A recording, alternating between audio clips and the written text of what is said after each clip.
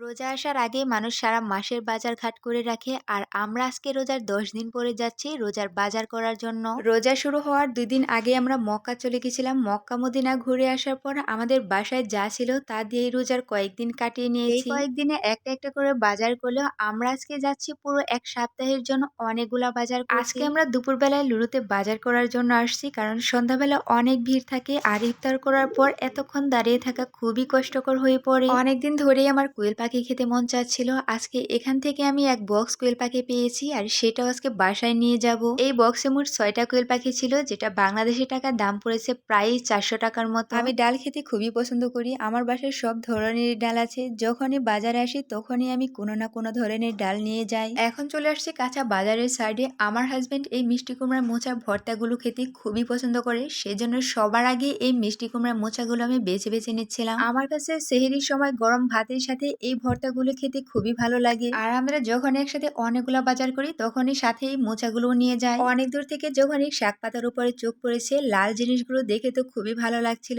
যখনই কাছে এসেছি দেখলাম এগুলো সৌদি আরবের মূলা। কাছে আসার পরও আমি প্রথমে ভাবছিলাম এইগুলো মনে হয় বিটরুট, কিন্তু উপরে লেখা দেখার পর দেখলাম এগুলো সৌদি আরবের মূলা। আমি লুলুতে যত বাড়ি বাজার করার জন্য এসেছি, এখানে আসার পরে এক এক সময় এক এক ধরনের অদ্ভুত অদ্ভুত জিনিস চোখে পড়েছে। আজকে লুলুতে আসার পর কেন জানি সব সময় এই লাল জিনিসগুলোর উপর খুবই চোখ পড়ছিল আমার কাছে লাল এই কাঁচামরিচগুলো দেখতে খুবই ভালো লাগছে।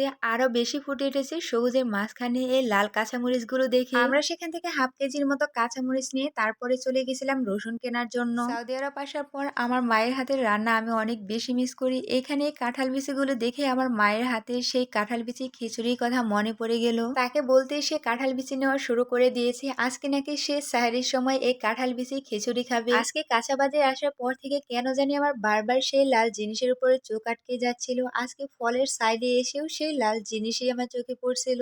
এখান থেকে প্রায় আমরা হাফ কেজির মতো প্লামস ফ্রুট নিয়ে নিলাম, আর এই ফ্রুটগুলো খেতে আমার কাছে খুবই ভালো লাগে। প্লামস ফ্রুট কেনার পর এরপর আমরা চলে গেছিলাম কমলা কেনার জন্য। আর এখানে আমার হাজবেন্ড বেছে বেছে কমলা নিচ্ছিল আর আমি এখানে 4-5টা ঘুরে ঘুরে শুধু দেখছিলাম। আমি যেহেতু অসুস্থ অবস্থায় রোজা রাখি, সেজন্য আমার হাজবেন্ড আমার জন্য এইখানে গ্রেন ওটস নিয়ে আসছে, সাথে এই প্লামস ফ্রুটও তো নিয়ে আসছে। বাজার করতে যাওয়ার আগে ভেবেছিলাম শুধুমাত্র এক সপ্তাহের জন্য যতটুকু প্রয়োজন ঠিক অতটুকু বাজার করব, কিন্তু বাজারে গিয়ে ঠিক 3 থেকে 4 হাজার টাকার বাজার করে নিয়ে এসেছি। আমার কাছ থেকে এই কাঁঠাল বিচি বাংলাদেশি টাকায় দাম নিয়েছে 96 টাকায়, কিন্তু 100 টাকা হলে অনেক বড় একটা কাঁঠাল পাওয়া যেত। কাঁচামরিচের কথা তো বাদই দিলাম, এটা ঝালের চেয়ে ঝালের দাম অনেকটা বেশি। আর এই যে পাতাকপি নিয়ে এসেছি, এইটার দাম পড়েছে প্রায় 250 টাকার মতো। এখানে প্রায় 2 কেজির মতো আলু নিয়েছি। এখন যেহেতু রমজান মাস, সেজন্য আলুর পরিমাণটা একটু বেশি লাগে। এখন কাঁঠাল বিচি দিয়ে খিচুড়ি খাওয়ার জন্য এখানে আমি 1 কেজির মতো আমন ধানের চাল এনেছি। আমার অসুস্থতার জন্য আমার সাদা ভাতের বদলে যে লাল চালটা খাই সেটাও এনেছি 1 কেজির মতো। তারপর কালো কিশমিশ এনেছি এখানে হাফ কেজির মতো।